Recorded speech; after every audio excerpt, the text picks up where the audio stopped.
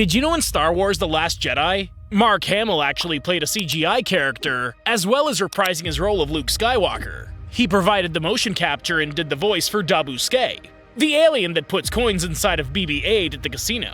Did you know that in How to Train Your Dragon, the titular dragon character, the Night Fury, also known as Toothless, got his vocals from elephant seals, elephants, tigers, horses, and wait for it, even house cats.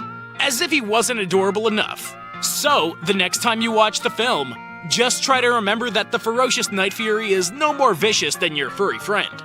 The sound engineer himself, Randy Thorne, lent his chords to the task, while elephant seal pups at California's Marine Mammal Center are also to thank for their contribution.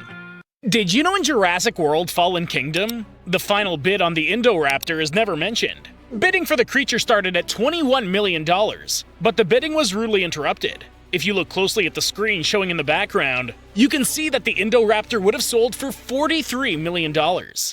Did you know in Thor Ragnarok, it's become a regular trend for Thor to have his face squished against glass or have him tased? In the first Thor, Darcy tasers him after landing on Earth, and later he has his face squished against glass in the hospital. In the Dark World, Thor has his face squished against glass after falling through dimensions. In this film, he's tased by an electric net, and his face is squished against glass while he's transported. Did you know in Captain America: The Winter Soldier, Peggy has a bunch of pictures lining the shelf behind her when Steve goes to visit her in her old age? In the pictures, you can see that Peggy has pictures of herself and her children, but there's no husband or boyfriend in them. Presumably in this timeline, she never gets married. Did you know in X-Men: The Last Stand, the death of Cyclops was actually based around James Marsden's availability?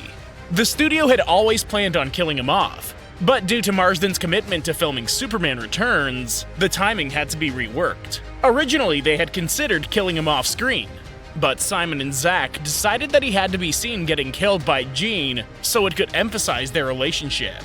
Did you know in Hulk, Ang Lee revealed that he wanted the dogfight scene to go a lot differently than it actually did. Originally, he wanted the dogfight to be much more violent and gruesome, since the Hulk would naturally not hold back. He was going to have Hulk snap the back of one by jumping from really high, then another would get smacked by a tree into the car windshield, and the other one would have had his head crushed. Did you know in The Invisible Man, Johnny Depp was originally attached to the project back when it was supposed to be a continuation of Universal's reboot of their monster franchises.